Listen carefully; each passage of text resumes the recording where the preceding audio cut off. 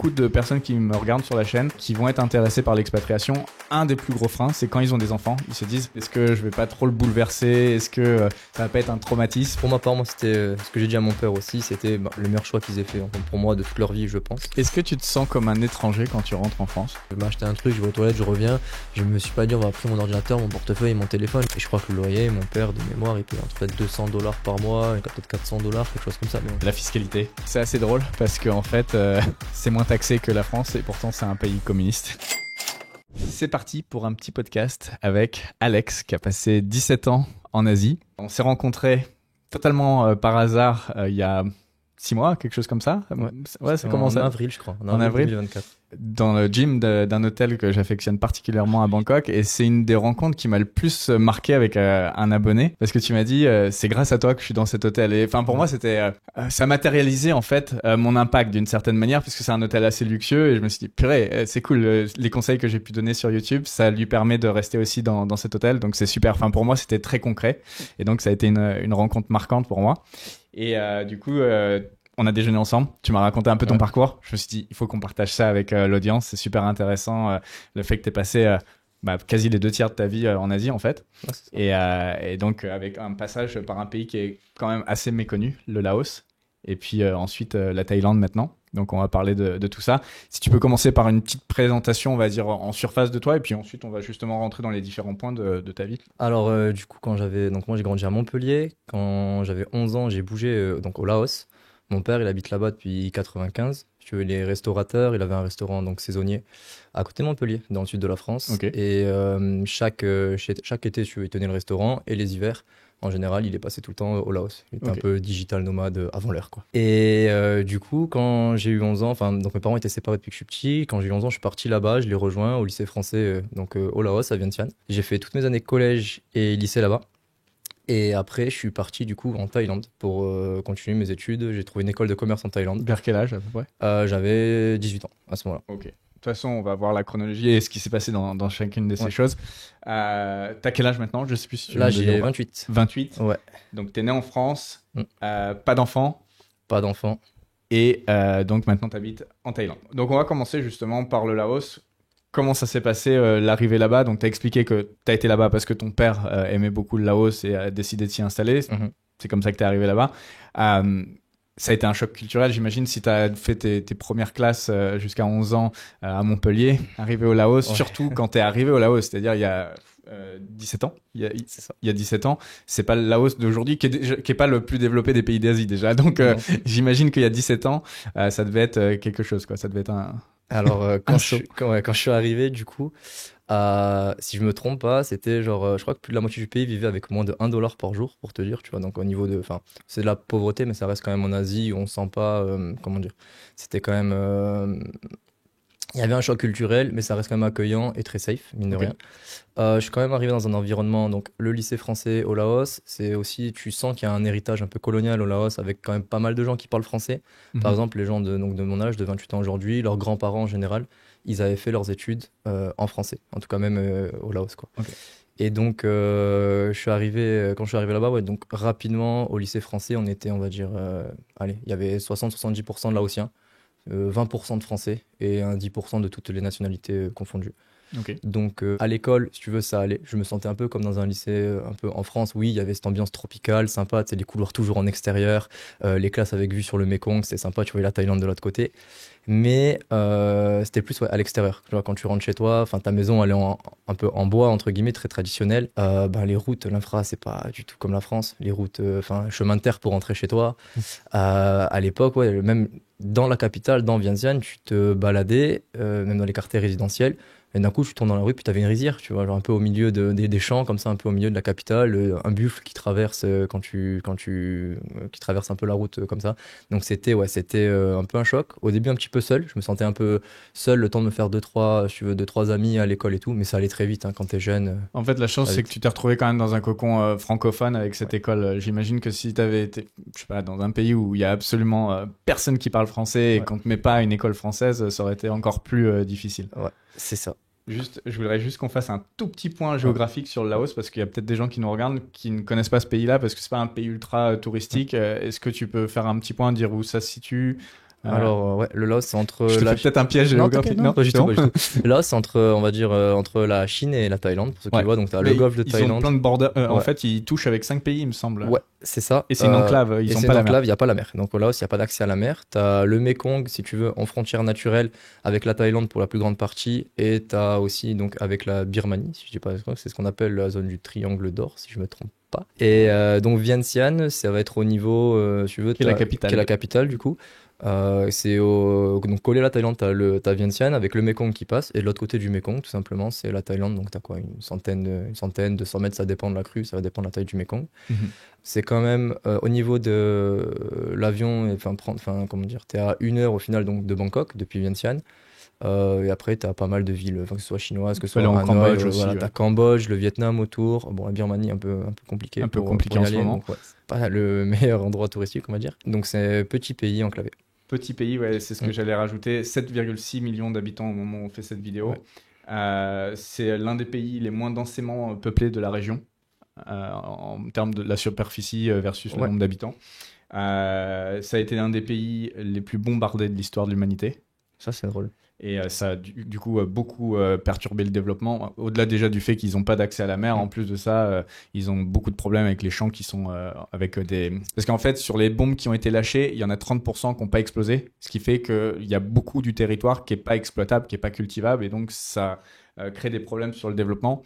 Et en plus de ça, le fait que ça soit un des derniers pays communistes, il en reste 5 sur la planète, ça en fait partie. Ouais, j'ai une anecdote d'ailleurs par rapport à ce que je disais aux bombes. Ouais. C'est que, sauf erreur de ma part, le Laos, il a jamais été officiellement donc, en guerre pendant la guerre du Vietnam. Et donc, tu avais une espèce de guerre secrète de la CIA qui a été menée donc, par les Américains, c'est eux qui faisaient les bombardements. Et ils avaient donc une base secrète au milieu des montagnes à côté de Vang Vieng au Laos, pour ceux qui connaissent. Et donc, c'était, il me semble, un des aéroports, c'est là où il y avait le plus de décollage et d'atterrissage d'avions de toute la zone Asie, de toute la zone Asie-Pacifique pendant la guerre du Vietnam, alors que officiellement les Américains n'étaient pas là. Donc c'était, il y a un super reportage sur Arte d'ailleurs, d'Arte sur YouTube qui est disponible gratuitement, qui s'appelle, je crois, La guerre secrète de la CIA au Laos, et je vous invite vraiment à aller le voir parce que c'est vraiment intéressant. Ok, je jetterai un coup d'œil. Ça sera complémentaire parce que là, il y a quelques semaines justement, j'ai visité Luang Prabang, qui est, je pense, la 2e plus grosse ville ou peut-être la 3e plus grosse ville du Laos.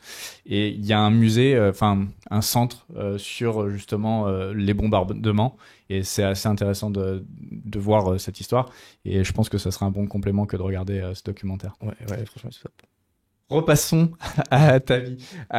Du coup, est-ce que tu peux nous parler un petit peu de ton expérience de grandir à l'étranger, parce que c'est vrai que beaucoup de personnes qui me regardent sur la chaîne qui vont être intéressées par l'expatriation, un des plus gros freins, c'est quand ils ont des enfants, ils se disent d'aller emmener mon enfant à l'autre bout du monde, est-ce que je vais pas trop le bouleverser, est-ce que ça va pas être un traumatisme? Est-ce que tu peux partager ça, parce que je pense que c'est intéressant, là on a un retour réel de quelqu'un qui l'a vécu, de grandir à l'étranger.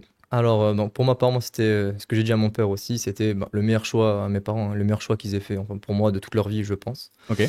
Dans quel sens? Dans le sens où, tout d'abord, en fait, tu prends une ouverture d'esprit. Sans m'envoyer des fleurs, quoi que ce soit, à 11, 12, 13 ans, tout de suite, tu vas très rapidement prendre en expérience, apprendre de nouvelles choses, t'enrichir, que ce soit culturellement, être confronté à une nouvelle culture, à un mode de vie qui est différent, te rendre compte que tu passes où tu mangeais chez toi l'hiver tous les soirs, tu vois, ou même l'été, à manger dans la rue, quasiment, dans la rue ou dans des restaurants tout le temps, parce que c'est le mode de vie que souvent on a en Asie-Pacifique, en Asie du Sud-Est, Thaïlande, Laos et ces pays-là. Ce qui m'a beaucoup aidé aussi, c'est le fait de rentrer chaque année. Je rentrais tous les hivers pour Noël, pour faire les fêtes en famille, et tous les étés, parce que mon père, il avait le restaurant, donc pendant les vacances scolaires, on se débrouillait pour aller donc en France. À chaque fois que tu rentres, moi c'était mon truc, je me rendais compte que rien n'avait changé. Si tu veux, la ville où j'ai grandi, donc à côté de Montpellier, c'était la même chose, tout était pareil. Et la seule chose qui avait vraiment changé au final, c'était moi. Tu vois. Et à chaque fois que tu reviens, tu te rends compte de ça, et ça te faisait pas un choc, mais petit à petit, tu sens, si tu veux, un décalage qui se crée. On en reparlera peut-être un peu après. Est-ce que tu te sens comme un étranger quand tu rentres en France?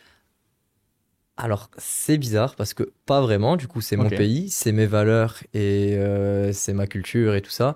Mais il y a ce truc, je trouve, que quand tu rentres, surtout les premiers jours, t'as cette énergie peut-être que, genre, et les gens le voient aussi, tu vois, genre la manière dont on regarde les gens quand on te parle, quand t'as des interactions, surtout les premières interactions avec des inconnus, t'as un peu ce truc, si tu veux, qui est rapidement, pour ma part, en fait, qui s'éteint petit à petit. Peut-être que, ouais, au niveau tu sens que t'es un peu déconnecté, si tu veux, au niveau des discussions, au niveau peut-être alors tu suis la politique même à l'étranger, tu peux suivre tout ça, mais tu sens qu'il y a quand même un petit décalage entre tes sujets de conversation que tu as l'habitude d'avoir quand tu es à l'étranger, et même entre Français, et quand tu rentres en France. Vraiment, en tout cas, moi, je me sens un peu, après 13 ans, donc toi, tu as 17 ans de vie en dehors de la France. Moi, j'ai 13 ans au moment où on fait cette vidéo, un peu plus de 13 ans. Quand je rentre, j'ai l'impression d'être quand même assez différent du français moyen, sans être péjoratif, mais de la personne que tu rencontres. Ouais. Concrètement, ça change totalement les horizons de vivre à l'étranger. Et effectivement, sur les sujets de conversation, c'était une question que j'avais notée. Est-ce que tu as gardé des amis de ton enfance d'avant tes 11 ans que tu verrais encore aujourd'hui? Est-ce que tu sens une différence? Est-ce que tu sens... Ce qui est cool avec le Laos, et maintenant que je suis en Thaïlande aussi, c'est que moi j'ai eu la chance de rentrer chaque année d'abord. Donc j'ai pu garder, si tu veux, ce lien et l'entretenir. Et à chaque fois que tu rentres, tu vas voir t'as ta famille, puis après tu as tout de suite tes copains, surtout quand tu es jeune. Et après, rapidement, eux, ils sont venus, tu vois, dès 16, 17 ans, j'organisais des voyages, j'avais 3-4 copains qui venaient par groupe en Thaïlande, on faisait des petites vacances en Thaïlande. Là, j'en ai encore, tu vois, j'ai un couple d'amis, je le connais depuis que j'ai 4 ans, là, ils font Thaïlande-Laos en ce moment, par exemple, donc tu vois, c'est sympa. Donc tu arrives quand même à garder ce lien, même si oui, il y a un décalage qui se crée, on en est conscient, je pense que moi, j'en suis conscient, eux le sont. On va pas forcément en parler ouvertement. On va pas se dire t'es différent ou genre on est différent maintenant, mais on le sent. Et après pour eux, le peu de fois peut-être où on en a parlé, où on se rapproche de discussions comme ça, c'est ouais quand on discute avec toi, c'est peut-être un peu différent de ce qu'on a l'habitude et c'est ça crée cool. l'exorcisme et ça crée ce qui est sympa peut-être pour eux et pour toi. C'est ça, et après, souvent on te pose pas mal de questions. Tu sais, surtout, la Thaïlande maintenant aussi, que c'est très très touristique, que c'est un pays vraiment en vogue depuis même, ça fait des années, mais de plus en plus. Et eux, si ils arrivent aussi à un âge, petit à petit, on est arrivé, quand t'as 15 ans, bon, partir en Thaïlande seul, c'est compliqué, mais quand t'en as 20, 25, tout de suite, tu vas échanger par rapport à ça, tes amis, ils vont t'envoyer des amis, leur famille. Si j'étais resté toute ma vie au Laos, et encore aujourd'hui, peut-être ça aurait été différent, et oui, au Laos, pas grand monde est venu me voir au final, mais je suis parti à 18 ans, donc en même temps c'est un peu normal. Puis quand ils venaient, on allait en Thaïlande. Au niveau de ton cursus scolaire, est-ce que tu peux parler un petit peu de la qualité de l'enseignement est-ce que justement, est-ce que tu as vu une énorme différence entre ton passage de Montpellier au Laos, au lycée français? Est-ce que tu peux en parler? Ouais, bien sûr. Alors j'ai un bon exemple pour ça en plus. Donc quand je suis parti de France à 11 ans, moi je suis parti donc à la fin de ma 6e, si tu veux, donc début 5e, je commençais à être... donc j'étais seul avec ma mère, ça se passait pas hyper bien, là j'ai un peu rebelle. J'étais pas en décrochage scolaire, pas très loin. Pourtant j'étais dans un collège privé à Montpellier, un peu catholique si tu veux, mais j'étais quand même un peu tiré vers le bas, où c'était vraiment, tu sais, l'ambiance, un peu en France, je pense, un peu partout, où vraiment le cancre, si tu veux, ou le dernier de la classe, celui un peu qui fait un peu le malin, qui parle un peu plus fort que les autres, il fait rire un peu tout le monde, et il est un peu pas admiré, si tu veux, mais ça faisait bien, t'étais cool. Alors que t'étais un intello, et t'étais le premier de la classe, et tu posais des questions pertinentes, ou juste un truc bête, mais t'essaies d'avoir un bon accent quand tu parles anglais. On se moque et tout ça. Et ben au Laos, quand je suis arrivé, c'était carrément l'inverse. Absolument l'inverse. Ouais. Donc déjà, des plus petits groupes, c'est-à-dire qu'on n'était pas 25 ou 30 par classe, mais plutôt entre 10 et 20. Plus tu avances dans les classes, plus les groupes se restreignent aussi. Donc on va dire, en 5e, on était peut-être entre 18 et 20, je sais plus, et en terminale, on était 10 dans ma classe.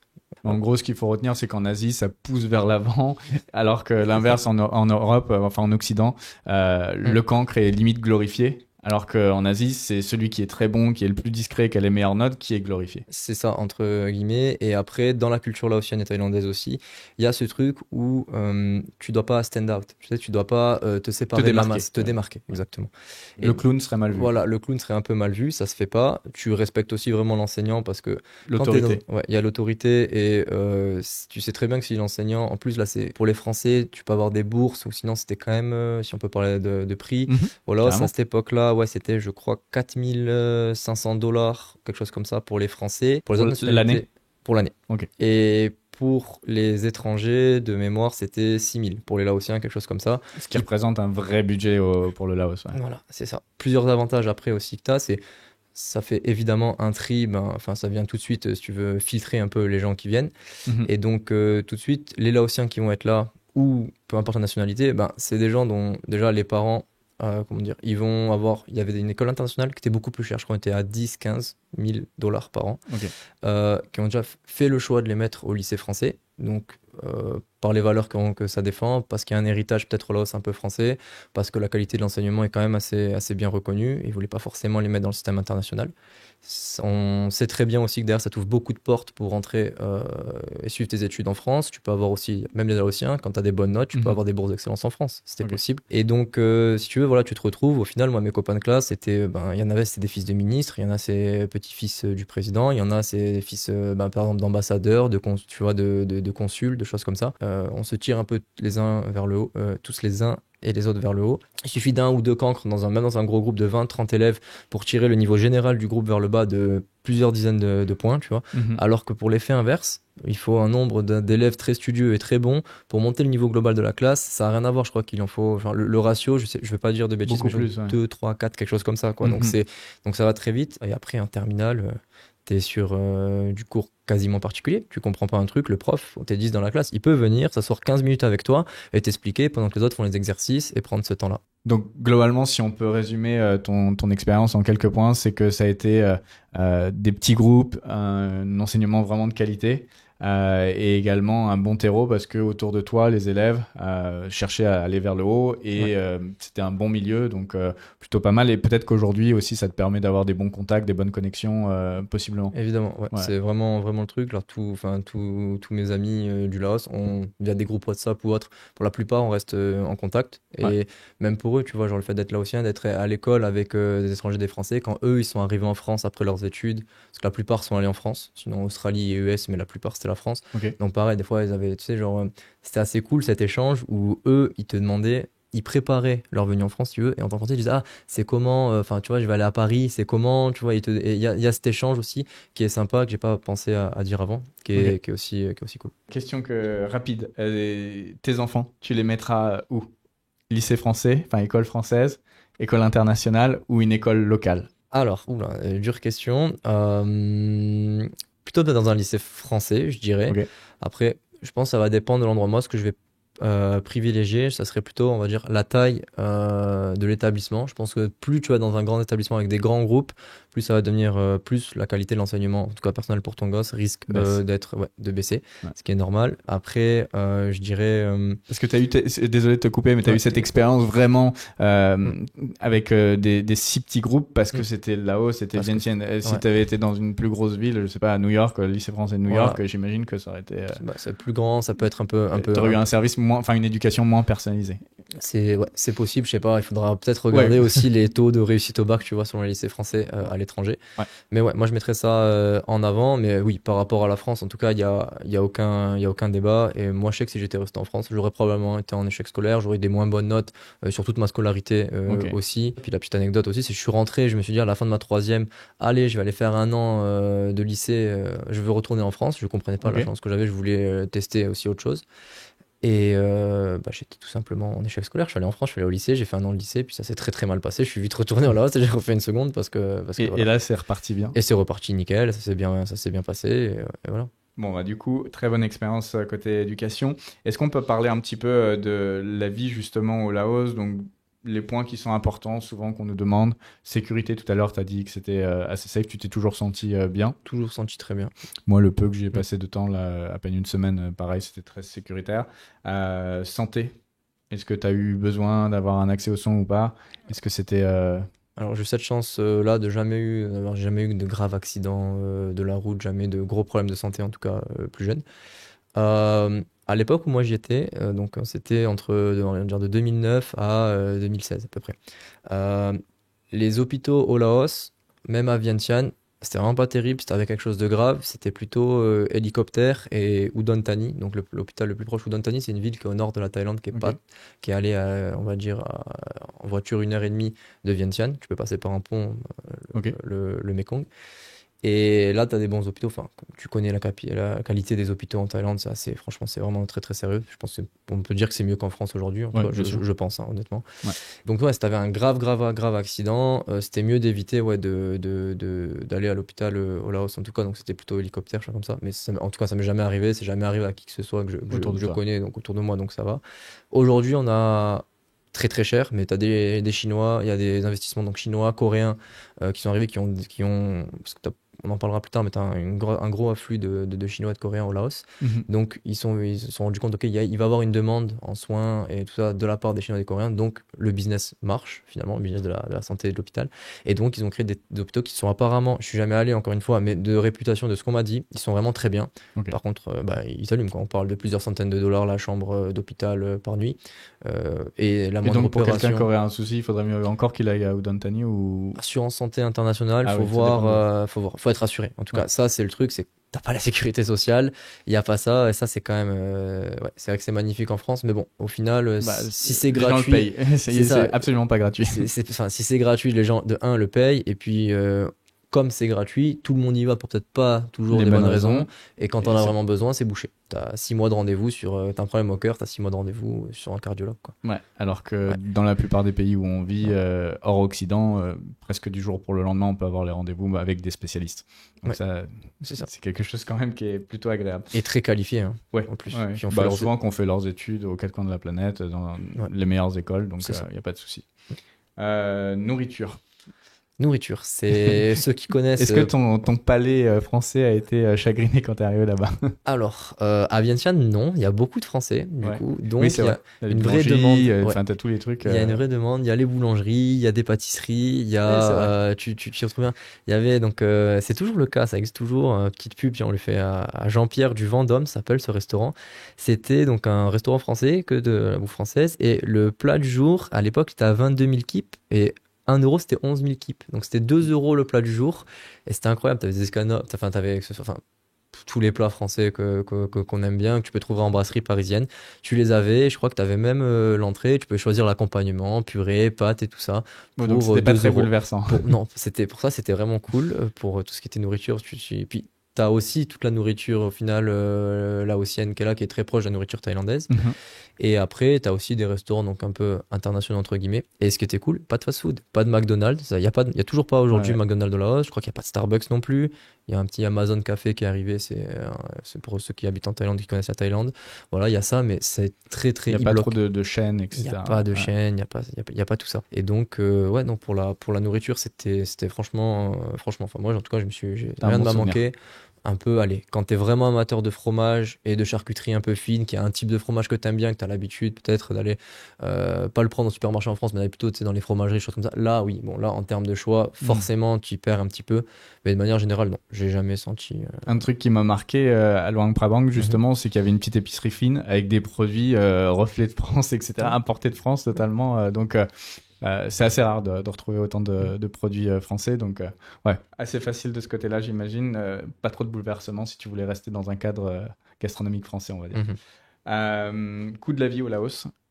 Alors quand t'es arrivé, ça devait coûter vraiment que dalle. Comme tu l'as dit, là, le plat du jour à 2 balles. Ouais, le plat du jour à 2 balles. Donc moi, mon père, à l'époque, je crois il me disait, mon budget par jour, c'était 50 000 kips. Donc ça faisait, on va dire 5 euros, en gros. Okay. Un peu moins.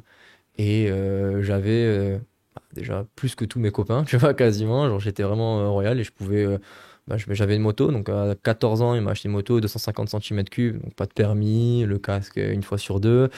Et voilà, et je pouvais mettre le plein dans la moto. Je commençais à fumer un peu des cigarettes pour faire le rebelle. Je pouvais m'acheter un paquet de cigarettes, je pouvais manger à midi, je pouvais encore me prendre, peut-être pas un café, me prendre un truc à la pause à 3 heures, et il me restait encore peut-être 10 000 kips, tu vois, et mettre du crédit dans mon téléphone, voilà, peut-être à l'époque. Donc on en était là.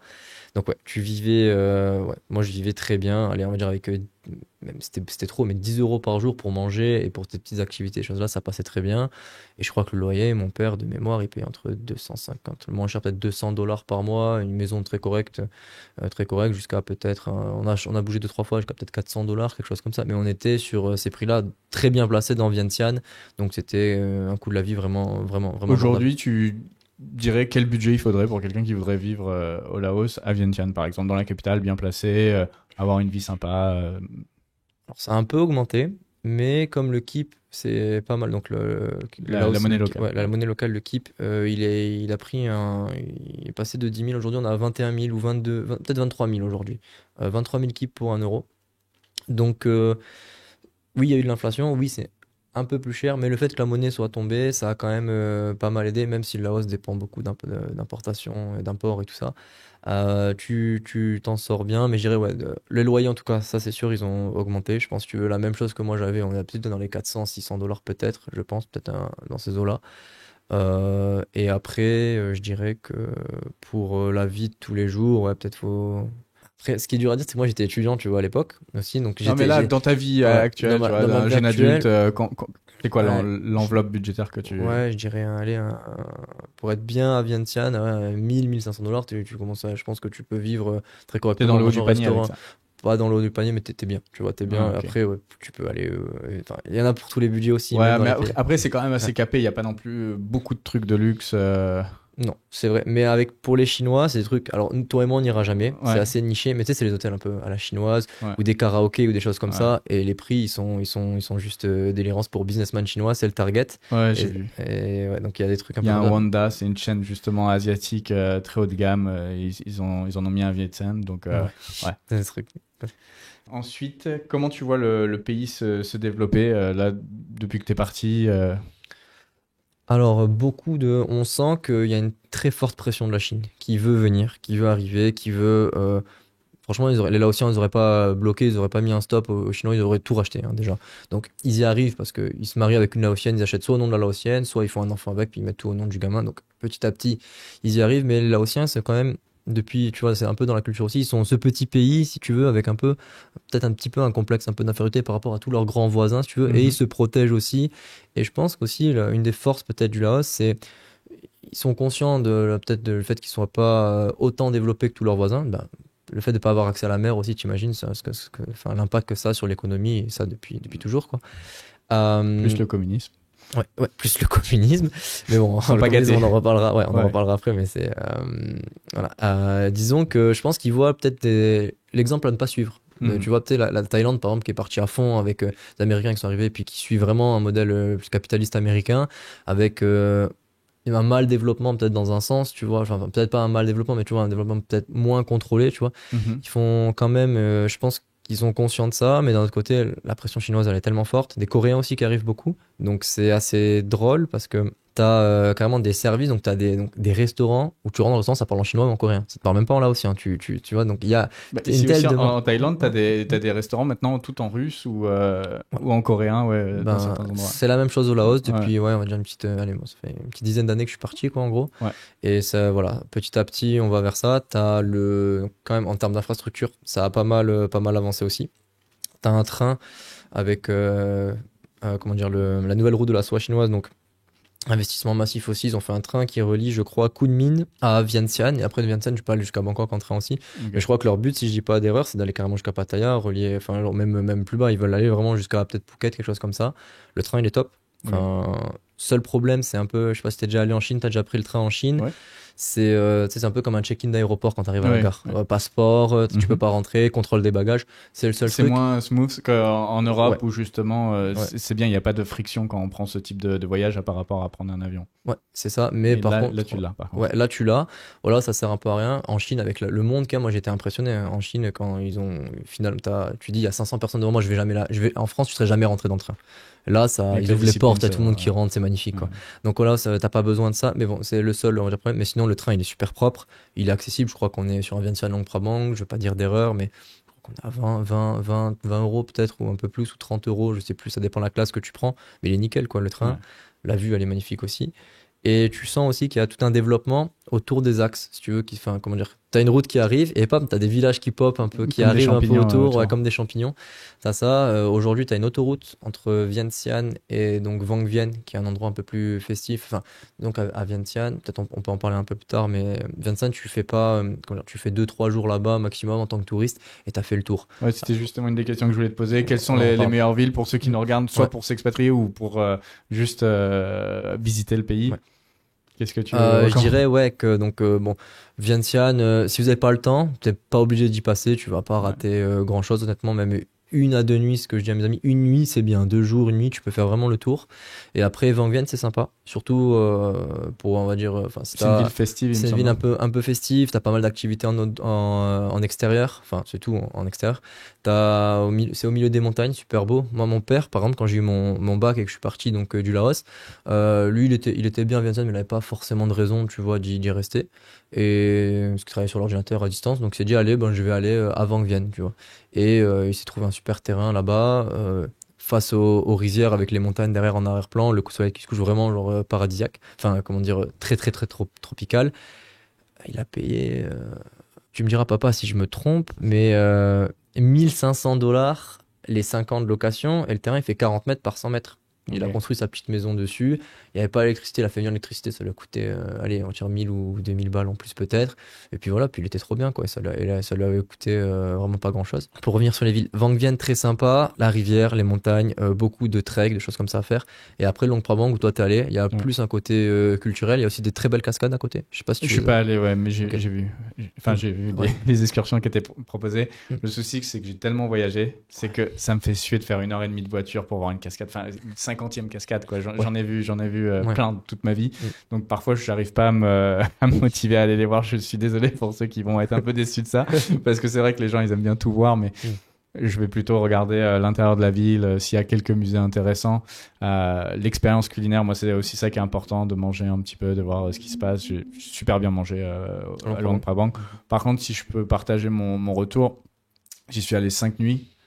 À refaire, j'y serais resté que 3. Parce que ça reste des petits patelins. Bon, c'est mignon, c'est un charme, etc. Mais t'en fais un peu le tour. La croisière sur le Mekong, le dîner croisière, ça c'était quelque chose. C'était très chouette, bonne expérience. Il y a quelques belles adresses de restaurants. Je les ai pas de tête là. Le Gaspard, un truc français, c'était vraiment bien. Du même groupe, il y a un restaurant historique de cuisine laotienne qui était exceptionnel. Voilà, mais 3 nuits, ça suffit. C'est là. Et puis après, je crois la 3e ville, ça serait, tu viens de dire, là, un peu plus festive. Ah ouais, Van Vienne. Van Vienne, c'est ouais, ça. C'est ça. Qui est en fait entre les deux. Entre les deux à peu près, ouais. Maintenant, grâce à l'autoroute entre Vientiane et Van Vienne, tu mets 1h30, je crois, en bus. En plus, ça coûte vraiment pas cher. Et je crois qu'en train, ça doit être donc du coup 1 heure. Mais le problème, c'est que la gare, si vous devez aller juste à Van Vienne, allez-y en bus, parce que la gare, elle est un peu à l'extérieur de Vientiane. Donc le temps d'aller à la gare, de check-in et de prendre le train, autant y aller en bus. Et au moins, t'es directement dans le centre. Ça t'évite les 2 trajets. Et c'est pas une ville aussi qui est réputée un peu pour les drogues, etc. Si à l'époque, maintenant un petit peu moins. C'était pas un truc vraiment de hippie qui allait champignons, t'arrivais dans les comment dire, dans les restaurants ou les bars, tu demandais une pizza avec des champignons hallucinogènes, tu pouvais prendre ça. Il y avait pas mal de trucs, pas des drogues très très fortes. Mais là aussi, il faut savoir que justement dans le reportage dont je te parlais de la CIA, grosse production d'opium et il faisait beaucoup aussi d'héroïne au Laos, donc ça fait un peu une plaque tournante aussi par rapport à la drogue en tant que producteur aussi de chanvre et donc d'opium. Et du coup, avec ton expérience sur le Laos et ta connaissance maintenant de l'Asie, est-ce que tu penses que ça pourrait être une destination d'expatriation intéressante? Alors, je pense que ça va dépendre de ton âge. Si tu as des enfants qui sont, voilà, on va dire un peu, enfin, en bas âge où tu veux les élever, je pense que ça peut être bien. Ça peut être ton cas. Ce qui a été mon cas. Moi, dans mon expérience, c'était top jusqu'à 18 ans. Après 18 ans, je pense que si tu as des enfants, enfin, dans tous les cas, ils n'ont pas d'études supérieures là-bas. Et s'ils veulent juste se lancer dans le business pour commencer ta carrière ou te lancer en tant qu'entrepreneur, il n'y a pas beaucoup d'opportunités. Je pense qu'il faut déjà un certain revenu, un certain capital pour venir et investir. Ouais. Parce que là, pour le coup, tout est à faire. On va en parler dans un instant, mais il y a des choses en termes d'investissement qui peuvent être intéressantes. C'est ça. Et après, en termes de visa, peut-être. Alors, si tu veux juste venir essayer comme ça et vivre, tu peux prendre des visas touristes à 30 $ par mois à pas rentrer en fait. Et tu peux en faire autant que tu veux. Moi j'en ai fait déjà comme ça pendant des années avec. Tu m'as dit que tu étais le recordman Ouais, j'ai une petite anecdote aussi. Donc t'as la frontière, t'as un pont donc entre le Laos et la Thaïlande à côté de Vientiane. Et donc moi je faisais mon visa run même quand j'étais étudiant pendant quelques temps. Visa run, c'est le fait de sortir du pays pour rentrer et pour réactiver en fait un temps où on peut rester dans le pays. C'est ça. Donc je partais vite avec ma moto après l'école, je sortais du pays si tu veux et puis je revenais. Puis avec mon père on n'avait pas tout le temps les mêmes dates donc des fois j'allais seul. Et j'ai déjà fait il y avait vraiment personne à la frontière donc tu passes, tu restes 30 secondes mais vraiment 30 secondes en Thaïlande, tu traverses la route parce que t'as passé le poste de frontière, tu traverses la route puis tu reprends dans l'autre sens. Et donc je suis resté vraiment 30 Et secondes. qui te tamponne. Et il te tamponne. Ah, il y a quelqu'un, il y a ouais. quelqu'un qui te tamponne le passeport. Ouais. Et une fois même, super drôle, avec mon père, on s'était inversé les passeports. Ok. On était tous les deux, on s'était inversé les passeports et on s'en est rendu compte. Je crois que on est sorti du Laos, rentré en Thaïlande avec. Moi j'avais son passeport et lui le mien. Et en fait, c'est passé sans Tu m'as problème. même raconté une autre, mais il y a beaucoup plus longtemps. Ouais. Ça c'est lui, qui me disait à l'époque, donc avant même le pont et tout ça, tu traversais donc en bateau depuis Nong Krai, donc c'est la ville qui est thaïlandaise, qui est en face, vraiment pile en face de Vientiane. Et il me dit le poste frontière, c'était, t'avais la berge de la rivière, quoi, puis t'avais un petit stand comme ça, tu vois, un petit truc, et t'avais le mec avec son tampon, en habillé en douanier, quoi. Et puis, des fois, le mec, il était juste pas là, il était parti en pause.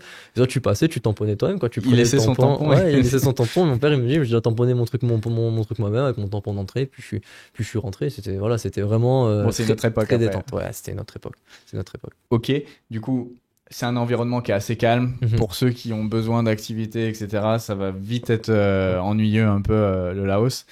Mais ça peut être un bon cadre pour élever les enfants, pour quelqu'un qui voudrait quelque chose de beaucoup plus calme, de la nature, etc. Ça peut être sympa. On n'a pas parlé d'un truc quand on parlait de la santé. Pollution, par contre, il y a une pollution qui peut être assez forte par moment. Ils brûlent des trucs aussi, un petit peu comme en Thaïlande, j'ai l'impression. Comme à Chiang Mai. Comme à Chiang Mai. Donc ça, c'est à prendre en compte. Les visas, il y a des options de visa. Donc toi, tu as dit on peut faire du visa run, mais il y a aussi des visas business qu'on peut obtenir assez facilement, il me Ouais, semble. tu as des visas business. Donc, alors, pour le visa business, il faut un contrat de travail avec une entreprise laotienne. Mais comme ça, genre à titre, c'est assez simple. Par exemple, j'ai un ami, sa famille qui est donc française. Il veut souvent venir le voir au Laos. Et des fois, il reste ses grands-parents plus de 6 mois. Ils s'arrangent, hein, tu vois, pour les grands-parents, ils font un petit contrat avec une agence tu vois, de voyage local, et puis les grands-parents, ils restent 6 mois, et ça, c'est pas comme en Thaïlande. Je sais pas si t'as déjà déjà en parler, je pense, mais le work permit en Thaïlande, les documents qu'il faut beaucoup plus pour l'entreprise, ouais. c'est super compliqué. Là-bas, ils sont vraiment beaucoup plus en détente, et on est sur je crois, 200-300 $ par an, un truc comme ça. Et le visa dure 1 an. Et sinon, t'as des visas investisseurs. Alors là, il faut monter une entreprise. Pour le prix, je pense que ça va dépendre de ton projet, mais il faut que le projet il soit agréé et validé par le ministère du Développement, un truc comme ça. Ça doit être dans le développement, enfin, tu veux apporter, délivrer de la valeur au Laos, l'aider à se développer. Et d'ailleurs, pour info, j'en parlais il n'y a pas très longtemps justement avec un copain laotien qui travaille lui à la Banque Centrale. Ils me disent que tu as beaucoup de subventions en fait dans ces projets. Donc tu as beaucoup d'argent de l'aide internationale qui arrive au Laos et qui est donc redistribué, si tu veux, par les organismes d'État laotiens. Et ben, il manque de projets comme ça. Donc même toi, en tant qu'étranger, si tu veux investir dans un projet de développement qui est validé, tu peux avoir des subventions de la part du gouvernement laotien. Donc il peut avoir des opportunités aussi comme ça. Après, il y a des conditions, des 30% détenus, je crois, par des Laotiens de l'entreprise. Ça dépend, tu as des conditions, tu as des industries spéciales, tu as des secteurs. Mais tu peux avoir un visa comme ça. Et donc, donc le visa, en gros, tu as le visa touriste, le visa business qu'on a vu avant ou le visa investisseur. Ok. Ouais. Dernière chose, on est sur Osei TV, la fiscalité. On a regardé ensemble. C'est assez drôle parce qu'en fait, c'est moins taxé que la France et pourtant c'est un pays communiste. Ouais, c'est ça. Mais c'est pas très très intéressant. Ça va vite quand même à taxer dans des braquets. On est autour des 25 à la 25, fin, non 25%. Ouais, 25% versus 45 ou je sais plus. Ouais, ça peut monter bien plus haut en France, surtout quand tu cumules tout. Ouais. Donc ça reste, je sais pas si ça reste acceptable. Je sais pas si on peut dire. Un pays communiste, ça l'est en tout cas. Oui, pour un pays communiste, on va dire que ça l'est. Mais de toute façon, on a fait un tableau, on s'est amusé avec ChatGPT à comparer tous les pays communistes versus la France en termes d'imposition et la France gagne pas très souvent. Donc, voilà. Et du coup, la dernière question que je voulais te poser avant de clôturer le passage sur le Laos, c'est en termes d'options d'investissement. Est-ce que tu vois des choses qui sont intéressantes? Est-ce que tu vois des gens autour de toi qui font des business qui sont intéressants? Voilà, si tu peux nous partager 2-3 trucs. Ouais, donc comme on a dit avant, le pays, il y a tout à faire. Il se développe énormément. Donc quand ça va être construction, par exemple j'ai un ami à moi, ils importent des grosses machines industrielles qui sont nécessaires pour tout ce qui est des routes, autoroutes, tout ça. Donc là, il y a une grosse demande, donc ça marche très bien pour lui. Tu vas avoir d'autres business, on va dire, similaires liés à la construction. Sinon, immobilier, pour les étrangers, un peu compliqué. Tu peux pas, donc déjà, le terrain communiste, donc le terrain, tu peux avoir un bail de 30 ans. Et après, tu peux le renouveler jusqu'à 99 ans. Donc, ce sera jamais vraiment à toi. Et après, tu as donc l'équivalent du certificat de propriété de ta maison. Ça, en tant qu'étranger, c'est pas possible à l'heure actuelle. Par contre, il y a des rumeurs qui sont assez fondés quand même, que d'ici quelques années, peut-être 5-10 ans, ils ouvriraient apparemment. Mais ils font attention quand même avec la grosse pression chinoise, comme on disait avant, de pas faire n'importe quoi, pas ouvrir à tout le monde et se faire racheter entièrement le pays, sinon ça serait dommage. Et enfin, compte en banque.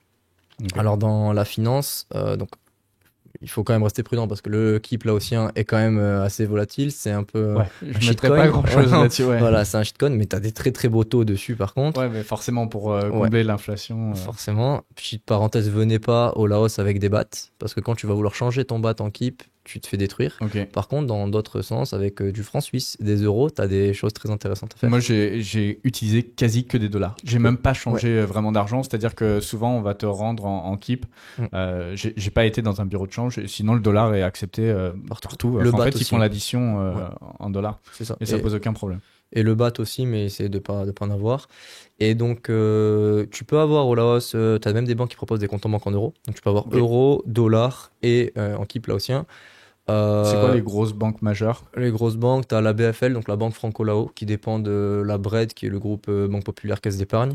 Tu vas avoir une autre banque qui est, moi je trouve pas mal, Indo-China Bank, ça s'appelle, IDB, Joint Development Bank, une troisième. Et les taux les plus intéressants, je crois, ça va être sur des comptes en dollars. Indo-China Bank, tu es à, si je dis pas d'erreur, tu bloques pendant 5 ans, tu es à 8,5%. Ouais, c'est ce que tu m'as envoyé, j'ai regardé. Donc, tu es à 8,5%. Tu as des petites conditions, genre, il faut commencer à 5,5% pendant un an, tu bloques. Ensuite, tu si tu veux, tu as le statut un peu VIP. Faut mettre quand même un petit peu d'argent, faut mettre 50, 100 000 dollars peut-être. Et après, tu vas très rapidement avoir déjà un service de bien meilleure qualité. C'est quand tu compares avec tes banques américaines où tu disais certaines banques, tu avais zéro service. Là, tu as quand même un service vraiment bien. Et derrière, tu as accès à des taux vraiment très intéressants. Enfin, du dollar à 5. Enfin, c'est haut, surtout que les taux ont baissé dernièrement. Donc, du 8,5, c'est vraiment très très bon. Après, c'est un pays communiste. Donc, faut avoir un petit peu. Là, on est vraiment en dehors des sentiers battus.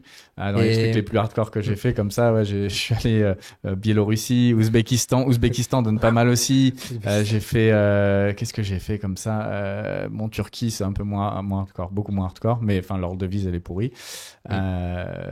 Géorgie, mais ouais, c'est le genre de truc où tu vas pas mettre gros de ta fortune. C'est ça. Mais je vais peut-être faire une ligne. Donc j'en parlerai, surtout que tu as un contact francophone, donc je vais expérimenter et je ferai peut-être un retour là-dessus. Tu peux pas ouvrir à distance, mais pareil, en visa touriste, tu peux quand même ouvrir un compte. Il faut avoir un visa, c'est ça. Il faut que, donc, pour aller au Laos, il vous faut un visa que vous achetez quand vous arrivez dans le pays, à l'aéroport. Il y en a en ligne. On peut le faire en ligne, visa, mais c'est juste qu'il faut le faire plusieurs jours avant d'arriver. Et comme moi, j'ai pris mon billet du jour pour le lendemain, comme une envie de pisser, comme d'habitude, quand je voyage. Donc, c'est à l'arrivée. C'est pas très long, une trentaine de dollars, un truc comme ça. Ils mettent un joli visa dans le passeport. Et avec ce visa-là, on peut ouvrir le compte. Ouais, c'est ça. Et après, sinon, 13% si tu veux placer en Keep laotien. Non, merci. Non, ça va. Je crois que ça va aller. Ouais. Ça va, ok. Intéressant. Du coup, ça, je ferai peut-être et je ferai un retour sur la chaîne. Il y a quelque chose d'autre que je voulais ajouter sur les investissements ou les banques? Ce qui est bien aussi au Laos, c'est que c'est pas CRS. Ok. Et ensuite, ils font partie du réseau. Pas d'échange automatisé des informations entre le compte bancaire et le pays de résidence du détenteur du compte bancaire. Donc, c'est pour ceux qui veulent une couche d'anonymat, on va dire, supplémentaire. C'est ça. En plus qu'ils soient très discrets. Les banques laotiennes, en plus, ils sont vraiment. Je pense que même s'il y a une enquête et qu'on leur demande, je pense pas qu'ils disent grand chose. Et ensuite, réseau Swift. Donc, c'est quand même bien quand tu veux sortir de l'argent. Je crois que malheureusement, c'est un peu bizarre. Ça passe parfois par des banques américaines. C'est-à-dire que tu vas envoyer de l'argent du Laos à la Thaïlande. Ça va passer par une banque américaine. Tu vas payer 40 balles de fee. Mais en tout cas, ça fonctionne. Des banques de relais, ça se fait souvent. C'est ça. Et ensuite, juste le Laos, c'est pas la meilleure, pour tout ce qui est money laundering et tout ça. Le Laos n'a pas forcément bonne réputation et qu'on peut un peu vous poser des questions.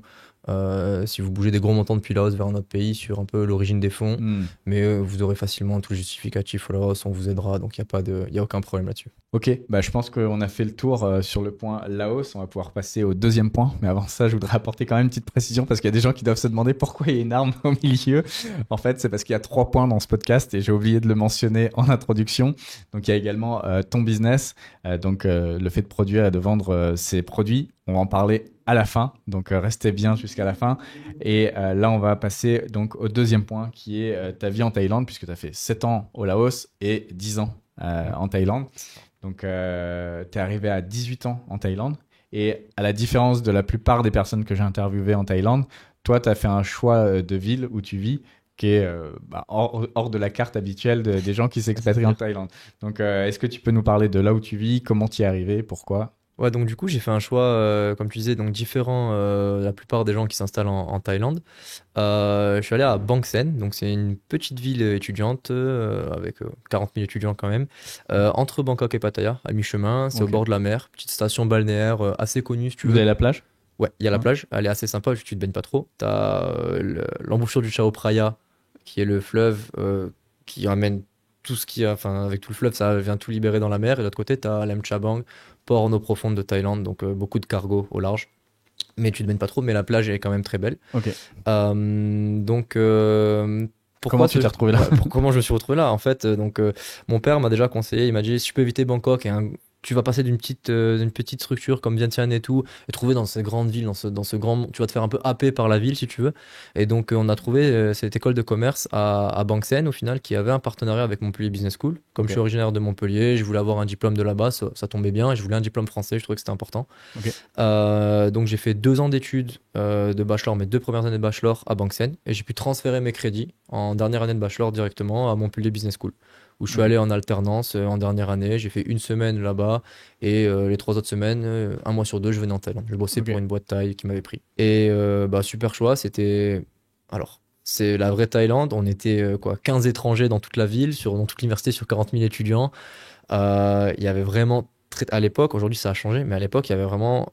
Parce que là on parle d'il y a 10 ans. Hein. On parle il y a 10 ans. Là c'était genre le truc, tu croises un blanc dans la rue, t'allais lui parler, tu vois, t'étais salut, tu viens d'où, trop bien, je suis content, tu vois, on en était là, vraiment c'était cool. Je me suis fait 2-3 copains français qui étaient là-bas à l'école avec moi, il y avait quelques programmes d'échange, et sinon des Américains un peu de toute nationalité, donc, mais des âges par contre, tu vois, moi j'avais 18, mais il y a des mecs qui avaient 32 ans, tu vois, et on était tous copains parce qu'on était juste parce qu'on était pas taille, quoi, donc c'était assez drôle. Et du coup t'es arrivé un peu là-bas par hasard pour l'école en fait, c'est pas du tout le choix de la ville en particulier. C'est parce qu'il y avait cette école et que ça allait être un petit peu écarté de la ville pour pas être happé par une énorme ville et qu'il y avait ce partenariat avec le Business School. Avec Montpellier Business School, c'est ça. Et t'es quand même resté. Alors je suis toujours. J'y suis toujours, j'ai la maison là-bas. Après, en ce moment, je bouge beaucoup, tu vois, c'est pratique d'être. Enfin, pourquoi j'y suis. Pourquoi j'y es toujours? Pourquoi j'y suis toujours? Alors, j'aime bien, donc, pour focus sur le business. L'avantage, c'est qu'il n'y a rien, c'est qu'il n'y a pas grand-chose. C'est très sympa. Je dis à tout le monde, il n'y a rien, tu vas voir et tout. Puis quand les gens arrivent, je dis, mais en fait, tu m'as souvent vendu le truc, c'est très bien ici, au final. Donc, il y a quand même, surtout aujourd'hui, ça s'est bien développé. Il y a, donc, on en parlait un peu, mais il y a une vraie demande de la part des Thaïlandais, que ce soit la cuisine internationale et tout ça. Donc, même dans les endroits extérieurs de Bangkok et pas touristiques, au final, tu as plein de petits restos internationaux qui se montent et ça c'est cool. À l'époque c'était pas comme ça quand même, il y avait pas Grab à l'époque, hein. Moi quand je suis arrivé en Thaïlande il y avait pas Grab, enfin donc l'équivalent de Uber quoi, et donc c'était pas pareil. Et disons qu'aujourd'hui j'y suis pour focus sur mon business. Comme il y a rien, je fais mon sport, je me lève, je cours sur la plage, la journée je bosse, le soir je vais à la salle, je fais mon sport et je recommence. Et Bangkok à côté, tu connais. C'est la tentation. Ouais. C'est la tentation. Il y a toujours un truc à faire. La ville, elle est absolument incroyable. Hein. Genre, de 1, c'est immense. De 2, il y a tout le temps des gens hyper intéressants. Il y a tout le temps un truc hyper intéressant à faire. Et on t'appelle tout le temps. Quand au bout d'un moment, t'as toujours des gens de passage. Enfin, c'est une des villes les plus visitées du monde, donc t'as toujours un ami qui passe par Bangkok. Donc t'as toujours une bonne raison de pas travailler. Et peut-être c'est un peu, tu vois, Bang Sen, c'est un peu le Panama pour toi. Tu vois ce que je veux dire et par contre, le week-end, c'est trop cool parce que tu prends 40 minutes de taxi, t'es à Pattaya, 1 heure et demie. Alors le vendredi le soir, un peu pour rentrer dans la ville, c'est un peu plus compliqué à Bangkok, mais 1 heure et demie, t'es à Bangkok. Et les gens là, ils sont en train de se dire 1 heure et demie de taxi, ça va coûter. En France, ça coûte très cher. Là, ça coûte. Ça coûte 1000 bahts, ça coûte 30 balles, 30 euros, allez, 25 euros, 25 euros. Ouais. L'aéroport, donc international de Bangkok, il est à Paris, il est même avant, donc il est plus proche. Enfin, il est à 40 minutes de Bang Sen. Okay. Et donc, allez, 45 minutes. Et donc, tu vas aller à Phuket pour le week-end, bah pareil, c'est trop bien. Tu vas aller partir sur une île, partir au Vietnam, n'importe où. T'es à côté aussi. Donc, pour ça, c'est super. Et ouais, sinon, bah, Pattaya, tu vas aller à la plage à côté, Koh Lan, qui est en face de Pattaya, qui est très sympa. Donc, t'as quand même tout ça qui est là. Et après, pas de pollution. pas de trafic. Bangkok, super, mais tu perds quand même la semaine, je trouve, beaucoup de temps dans le transport. C'est un enfer. C'est un enfer. Moi, je bouge pas quand je suis à Bangkok, je reste autour de l'endroit où je suis. Et c'est ce que tous les gens qui connaissent un peu la Thaïlande vont dire un peu sur des gens de Bangkok. Moi, j'ai plein de copains qui habitent à Phuket, qui habitent à Koh Samui et tout. Ils me disent, bah, vous, les gens de Bangkok, vous restez dans votre quartier. Ouais. Mais en fait, c'est exactement pour ça, parce que tu peux pas t'amuser à traverser la ville. Pour faire quelques kilomètres, vous allez vous retrouver, je sais pas moi, 40, 50 minutes dans un Grab. Alors, les solutions, ça serait de prendre les scooters Grab, là, mais bon, c'est un peu. Moi, je conduis le scooter. Ouais, moi, je conduis le scooter, donc voilà, j'ai grandi ici. J'ai un truc, dans le passé, c'est risqué. Moi, au Maroc, je faisais du DAX sans casque, rien, mais j'avais 10 ans de moins, quoi. Ouais. Donc, maintenant, je le fais moins. Je comprends.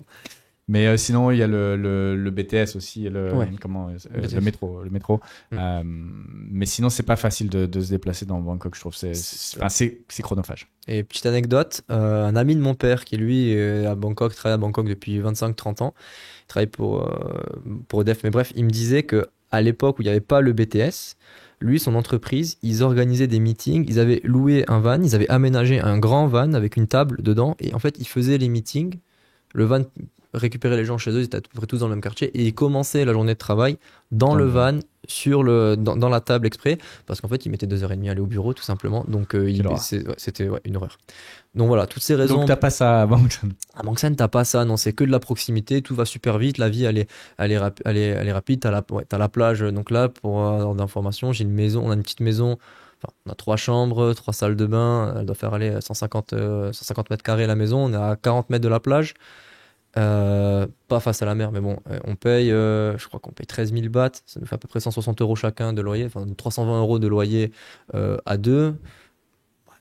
Tu vois, avec jardin, petite maison et tout, c'est quand même sympa. Sachant que la Thaïlande a bien augmenté ses prix là dernièrement. Voilà. Et donc ça permet de retrouver des prix de Thaïlande d'il y a 7-10 ans. C'est ça. Et tous les endroits touristiques en Thaïlande aujourd'hui ont explosé. On va vers du luxe. Vraiment, je trouve que la qualité du service, elle a bien augmenté. Et on en a pour son argent, attention. Ouais. Peut-être aujourd'hui, en 2025, un peu moins je pense 2023, juste après Covid, là, c'était incroyable. C'était vraiment, je trouve, le rapport qualité-prix était exceptionnel. Là, il y a des endroits, je reviens de Phuket, par exemple, je trouve que c'est absolument abusé, quoi. C'est quasi du vol, quoi. C'est trop cher. C'est trop cher pour ce que c'est. Là, je suis allé au Intercontinental, donc c'est pas un truc incroyable, c'est pas un Ritz-Carlton. Le Intercontinental de Phuket, c'était 1200 ou 1300 dollars la nuit, pas bahts, hein, dollars. Ça devient, c'est indécent. Ça devient fou. Mais d'un autre côté, il y a la demande. D'un côté, c'est rempli. Il y a des Russes partout. C'est ça. Il y a la demande, mais donc les endroits, si tu veux, donc Bangkok, tous les endroits touristiques montent comme ça, et ça vient un peu attirer donc les endroits un peu excentrés comme Bang Sen ou qui sont un peu plus moins touristiques, on va dire. Ben eux aussi, si tu veux, ils sont un peu tirés vers le haut par tout ça. Donc en termes des prix, ça reste quand même très accessible, attention. Mais ce qui est bien, c'est que avant donc Bang Sen il y a 10 ans, très très local, que des Thaïs, vraiment. Aujourd'hui, ça n'a rien à voir. Je trouve qu'il y a vraiment, en tant que tu peux quasiment te considérer. Tu vois une vague de... Ouais, tu vois une vague. Bah, on voit beaucoup de gens qui arrivent par exemple de Pattaya, donc pas mal de personnes âgées, tu vois. Genre, il y a un café à Bang Sen qui est une place un peu principale à Bang Sen où t'as un café qui s'appelle Click Café. Ben aujourd'hui, tous les jours, t'as une table avec une dizaine de personnes, des scènes que tu vois normalement à Pattaya, c'est les personnes âgées, genre des retraités européens qui sont là tranquilles, voilà. Donc ça, c'était impensable il y a 10 ans à Bang Sen et aujourd'hui on y est. Puis ces gens, je pense qu'ils habitent là, qui sont dans le coin, qui viennent quelques mois par an. Et pourtant, Pattaya n'était déjà pas très cher en soi. Enfin, Jomtien, etc. À côté, là, c'est pas si cher que ça. Donc là, en termes de budget, on est encore en dessous. C'est encore moins cher, tu penses, par rapport à un Jomtien? Ouais, je pense que c'est moins cher. Ouais. Comme en fait, déjà, Bang Sen, c'est une ville étudiante. Okay. Donc le target, si tu veux, c'est l'étudiant. Donc les prix sont adaptés à ça. Tu penses qu'il faut quel budget mensuel pour vivre correctement? Je pense que pour vivre correctement, ça va être presque moins cher que là. Franchement, genre, tu peux manger. Pour manger, tu peux manger pour 500 bahts par jour sans aucun problème, je pense, à Bang Sen. 500 bahts, ça fait 12 euros. 12,50 € et tu mangeras très correctement. Et après, pour te loger, il faut compter, je dirais environ 250 €, 300 €. Tu peux avoir un appartement, peut-être pas vue sur mer, mais pas loin, tu vois, un truc vraiment correct. Et après, je dirais pour te déplacer à Thaïlande, c'est vraiment pas cher, par contre. Ouais. Et maintenant qu'il y a Grab, c'est vraiment super simple. À l'époque, c'est un peu plus compliqué. Tu vois, les endroits comme Bang Sen, ça parlait pas du tout. Donc, c'est encore un peu le cas aujourd'hui, mais c'est un petit peu mieux, mais ça parle pas du tout anglais. Donc, et t'as pas de service comme Uber, bah pour te déplacer, c'était les mototaxis, c'est avec les gilets orange. Ouais. Il fallait savoir il fallait savoir où ils étaient, puis après il faut leur parler, il faut leur expliquer où tu vas. C'était pas forcément facile. Aujourd'hui, avec ton téléphone, tu fais quasiment tout. Ouais, t'as pas à parler au chauffeur. Alors Pas qu'à par le chauffeur, à ouais. l'époque, c'était plus l'aventure. Justement, c'était une question que j'avais Ok. ajoutée. Est-ce que tu parles thaïlandais ou est-ce que tu parles laotien? Est-ce que tu l'avais appris? Ouais, alors au Laos, malheureusement, comme j'étais au lycée français, tous les gens dans ma classe parlaient français. Après, forcément, les Laotiens entre eux, ben, à midi ou dans la cour de récréation, ben, ils parlaient en laotien entre eux. Ben, tu commences à prendre les insultes, comme tout, comme tout bon étudiant qui se respecte, je dirais, dans un lycée étranger. Et le laotien et le thaïlandais, c'est 70%, à 70%, c'est la même langue. Tu as des Ok. petites variations, mais sinon, c'est à peu près la même chose. Très, très dur dans les intonations. Mais j'ai eu cette chance-là. Donc après, quand tu es là vraiment très longtemps et que tu écoutes, ton oreille se fait aussi. Donc tu as la chance de pouvoir avoir cette intonation. Donc oui, je parle. Alors, pas suffisamment, je devrais parler vraiment parfaitement. Mais ça va, je me débrouille. Je trouve Je que je me t'ai vu débrouille. parler tout à l'heure, c'était Ouais, pas pas mal. trop mal. Malheureusement, je lis pas et j'écris pas. Là aussi, les Thaïlandais s'écrivent pas. C'est similaire, mais c'est pas là, du tout le même Ok. alphabet. Donc je ne lis pas, j'écris pas, mais j'apprends. Si tu essaies d'apprendre, moi ce que je conseille aux gens, c'est d'apprendre quelques mots. Déjà, il faut parler. Déjà, il faut aller dans la rue, il faut parler aux gens, ça va vraiment t'aider. Et après, c'est d'apprendre deux, trois mots par jour. Parce que l'avantage, je dirais, sur le thaïlandais et le laotien par rapport à des langues comme le français ou même l'anglais, c'est que tu n'as quasiment pas de grammaire et tu n'as pas de conjugaison. Et tu fais vraiment de l'assemblage. C'est-à-dire qu'avec un nombre limité de mots, tu peux déjà faire des phrases assez facilement et c'est juste. Surtout, c'est pas, on ne comprend pas à moitié. Hmm. Le barrière et l'obstacle, c'est l'intonation, ça c'est sûr, et les tons, il y en a beaucoup, ils sont un peu durs, mais ils vont vite comprendre que en fait tu voulais dire ça, il y a pas de souci, c'est pas trop une barrière, donc Et c'est quoi la réception des Thaïlandais? Parce qu'il y a des pays où ils vont pas faire l'effort de t'aider justement quand ils voient que tu essaies de parler leur langue. Est-ce qu'ils sont plutôt ouverts au fait qu'un étranger leur parle dans leur langue? alors Et ils sont plutôt sympas à t'aider ou ouais, au contraire, comme s'ils te comprenaient pas? Il y a des pays où non. ils t'ignorent. Alors des fois c'est drôle, ils pensent que tu veux ils sont tellement pas prêts à ce que tu leur parles en thaïlandais, qu'ils pensent que tu leur parles en anglais. Donc en fait Avec un ils mauvais comprennent accent. pas. Non non non, non, moi ça va, l'accent je l'ai travaillé donc ça va, je suis pas trop mauvais. Mais des fois les seuls moments où on va pas me comprendre c'est que puis après, ils comprennent pas, et puis là, tu vois, ils vont réagir comme ça, donc c'est assez drôle. Ils vont pas t'aider, on va jamais te corriger, par contre. Ils vont jamais, enfin, ça se fait pas. Si tu veux, on peut te faire, dans la culture asiatique, tu peux, il y a cette dimension de face. Tu veux Mhm. jamais faire perdre la face et montrer à quelqu'un qui se trompe et qu'il a tort. Donc, on va pas par peur de ça et par correction, ils vont jamais te dire que tu te trompes ou que tu dis mal. Mais ils aiment, tu vois, ils aiment beaucoup, et tu vas Ok. beaucoup plus rapidement tisser un lien. Et moi, je trouve ça aussi dommage. T'as pas mal de gens, ça fait genre des 30 ans, 40 ans qu'ils sont en Thaïlande, ils parlent pas un mot de thaï, c'est leur choix et je les comprends aussi. C'est pas, voilà, je sais que ça sert que pour la Thaïlande, à l'international, c'est pas utile. C'est très compliqué, hein, il faut le dire, hein, Mhm. c'est très compliqué à apprendre avec toutes ces histoires de Ouais, ton et c'est tout pas une ça. langue latine, donc c'est Mais pas une racine facile à. quand enfin, si t'aimes le pays où tu veux t'intégrer et tout, tu rates quand même énormément de choses de pas Bien sûr, parler la bien sûr. langue, des interactions très simples, tu vois, mais même des petits mots, tu sais, deux, trois mots un peu marrants que tu peux utiliser dans quelques contextes, ça va les faire rire, ça met tout de suite une bonne ambiance, ça détend le truc, ça désamorce, et ça, c'est cool. Et ça, je trouve ça vachement cool. Puis les Thaïlandais sont sympas. Du coup, ça répond à la question. Tu as appris le thaï, donc tu parles français, anglais et thaï, c'est ça? Ouais, c'est ça. Cool. Et du coup, le budget, tu t'as dit, ça reste très, très bas si on compare avec beaucoup de villes maintenant qui ont Ouais, bien augmenté leur budget. Sur une ouais. enveloppe peut-être de 1 500 $, tu Ouais, peux c'est vivre ça. à Ouais, tu Bangkok. peux vivre à Bangkok. En vrai, tu peux aussi, hein, si tu vas. Mais ça Ouais, devient en compliqué. extérieur, Ça ça devient devient. T'auras compliqué. pas le même niveau de vie, c'est sûr. Mais si tu vas dans des quartiers un peu, tu sors un petit peu du centre de Bangkok, tu peux trouver des appartements, ouais, on va dire dans les 10 000 bahts, 250 euros. Tu peux trouver. Ce sera petit, studio, ce sera pas grand luxe non plus. Mais tu trouves aussi. Par contre, la vie à Bangkok est plus chère, quoi. Ouais. De manière générale. Et puis beaucoup plus de tentations, beaucoup plus de trucs pour dépenser son argent. C'est- Alors que là, Là, t'es bien. t'es tranquille, t'es dans ta bulle. Et du coup, tu te vois rester vivre encore longtemps, puisque là, ça fait 10 ans maintenant que t'es en Thaïlande. Est-ce que tu te vois vivre ailleurs? Alors pour Bangsen, heureusement je bouge beaucoup, je suis pas à temps complet. Je pourrais pas y vivre honnêtement à temps complet. Je suis tous les week-ends quasiment Bangkok ou Pattaya tous les week-ends. Ok. Et après je suis Donc c'est pas. ta bulle de productivité de Ouais, la semaine et ensuite. exactement. C'est un peu, ouais, c'est si tu veux une bouffée d'air un peu frais pour bosser. Et la Thaïlande, pour l'instant, je m'y sens très bien, honnêtement. Je m'y vois bien rester peut-être encore quelques années.